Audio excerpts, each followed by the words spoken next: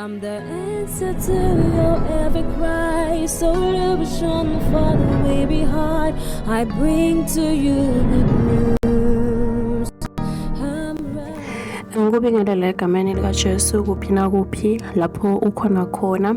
Ufoleke nalithuba lelihle lekulalela iRhapsody yamaqiniso. Lokuyincwadi yaNkulunkulu lebhalwe ngumfundisi Chris oyakhilwa DSCD. Lamuhla lesibili tilishumi nesihlanu enyangeni ya July. Kanti-ke Pastor Chris usifundisa ngesihloko lesithi impilo yakhe lehlukile. Amen. Kanti-ke uvula umlayedo wakhe ngaJohane 21 verse 25. Lapho livili laNkulunkulu lithi kofa kukhona letinye timvo letinyenti Jesu latenda. Kube tonke tabhalwa phasi ngabe nemhlaba licobo ngeke ukhone kutigcina leto tincwadzi letingabe tabhalwa. Amen. Impilo ya Jesu kwakunguleyo yemfombo lokobhota njalo wemimangaliso netibonakaliso letisimanga. Bekuyimpilo lehlukile lebeyibonakalisa tento temandla ebuNkulunkulu neluvelo.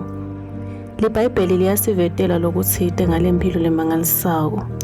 Kwenta sibonelo Johane 20 verse 30 kuya 31 usitshela ukuthi Jesu wenda tibonakaliso letinyenti embi kwebafundzi bakhe letingakabhalwa kule ncwadzi.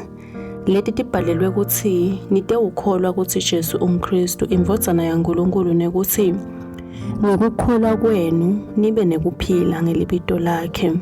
Amen. Injongo yale mimangaliso lekwabhalwa ngayo isebaleni ukhutsata kukholwa nguJesu njengaKristu indvodzana yaNkulunkulu nekuletha impilo kulabo labakholelwa egameni lakhe. Kofa lesikufundzako emibhalweni kuyingcenye yaloko lekwentiwa nguJesu. Johane uchubeka achaze ukuthi kofa kukhona letinye timvo letinyenti Jesu latenda. Kube tonke tabhalwa phasi ngabe nemhlaba licobo ngeke ukhone kutigcina leto tincwadzi letingabe tabhalwa. Johane 21 verse 25. Lo mbhalo usivetela inkonzo yakhe yebukhosi lebeyingenamkhawulo. Livi laNkulunkulu alihabisi. Lesi simvo sale misebenti tibonakaliso nemimangaliso yakhe sasingetulu kwale bekungabhalwa bantfu. Bukhona bakhe emhlabeni babuhambisana nemimangaliso lengabaleki. Kuphiliswa tifundziso kanye nekubonakaliswa kwemandla aNkulunkulu. Impilo yaJesu inguleyo lenganakulinganiswa. Bufakazi bebuNkulunkulu bakhe kanye nekubonakaliswa kwelutsambo laNkulunkulu ngaye lokungenamkhawulo. Amen. Kuchubeka nesifundvo ungafundza imisebenti yabapostoli 10 verse 38 naMateyu 4 verse 23 kuya 25 naJohane 20 verse 30 kuya 31. Nonke umthandazo utawusho emva kwami uthi babelo tsandzekako ngiyakubonga ngekungimbulela impilo yaJesu lehlukile. Impilo yakhe emhlabeni yayibufakazi bendalo yakho yebukhosi kanye nemandla.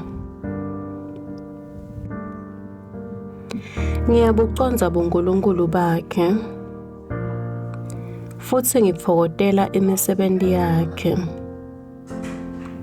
Lechubeka nekukhutsata kukholwa nekugucula timphilo nanamuhla.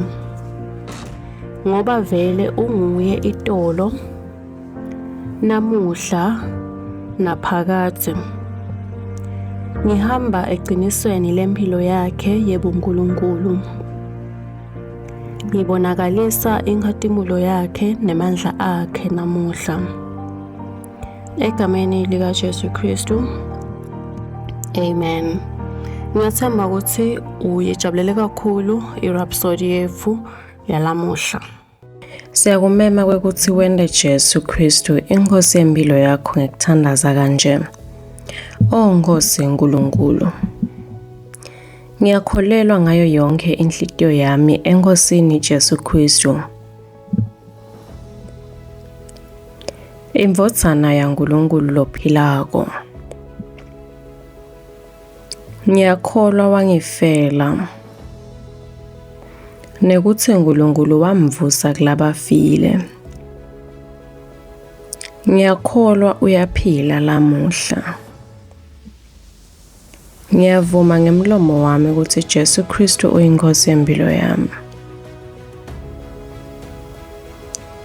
Kusukela lamuhla ngayena ngeligama lakhe. Nekuphila lokuphakathi ngidelwe kabusha. Ngiyabonga Nkosi ngekusindisa impilo yami. Nyalo sengumfana kaNkulunkulu. Haleluya.